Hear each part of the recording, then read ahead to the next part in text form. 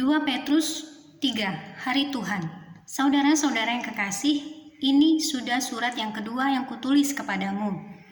Di dalam kedua surat itu aku berusaha menghidupkan pengertian yang murni oleh peringatan-peringatan, supaya kamu mengingat akan perkataan yang dahulu telah diucapkan oleh nabi-nabi kudus, dan mengingat akan perintah Tuhan dan juru selamat yang telah disampaikan oleh rasul-rasulmu kepadamu. Yang terutama harus kamu ketahui ialah bahwa pada hari-hari zaman akhir akan tampil pengejek-pengejek dengan ejekan-ejekannya, yaitu orang-orang yang hidup menuruti hawa nafsunya.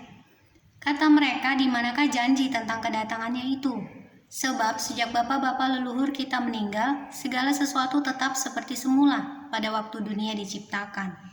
Mereka sengaja tidak mau tahu bahwa oleh firman Allah, langit telah ada sejak dahulu dan juga bumi yang berasal dari air dan oleh air. Dan bahwa oleh air itu bumi yang dahulu telah binasa dimusnahkan oleh air bah. Tetapi oleh firman itu juga langit dan bumi yang sekarang terpelihara dari api dan disimpan untuk hari penghakiman dan kebinasaan orang-orang fasik. Akan tetapi saudara-saudaraku yang kekasih, yang satu ini tidak boleh kamu lupakan, yaitu bahwa di hadapan Tuhan satu hari sama seperti 1000 tahun, dan 1000 tahun sama seperti satu hari.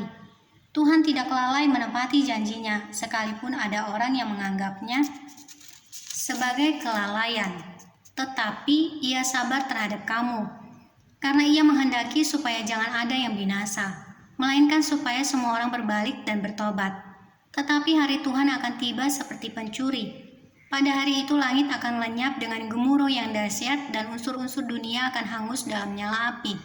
Dan bumi dan segala yang ada di atasnya akan hilang lenyap. Jadi jika segala sesuatu ini akan hancur secara demikian, betapa suci dan salehnya kamu harus hidup. Yaitu kamu yang menantikan dan mempercepat kedatangan hari Allah. Pada hari itu langit akan binasa dalam api dan unsur-unsur dunia akan hancur karena nyalanya. Tetapi sesuai dengan janjinya, kita menantikan langit yang baru dan bumi yang baru di mana terdapat kebenaran.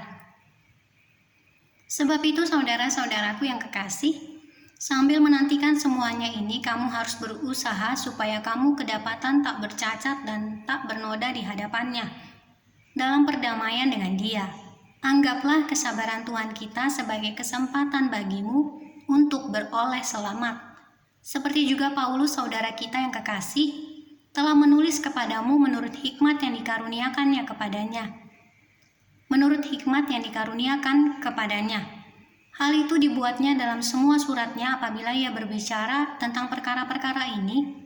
Dalam surat-suratnya itu ada hal-hal yang sukar difahami, sehingga orang-orang yang tidak memahaminya dan yang tidak teguh imannya memutarbalikkannya menjadi kebinasaan mereka sendiri. Sama seperti yang juga mereka buat dengan tulisan-tulisan yang lain. Penutup. Tetapi kamu, saudara-saudaraku yang kekasih, kamu telah mengetahui hal ini sebelumnya. Karena itu waspadalah supaya kamu jangan terseret ke dalam kesesatan orang-orang yang tak mengenal hukum. Dan janganlah kehilangan peganganmu yang teguh. Tetapi bertumbuhlah dalam kasih karunia dan dalam pengenalan akan Tuhan dan Juru Selamat kita, Yesus Kristus. Baginya kemuliaan sekarang dan sampai selama-lamanya.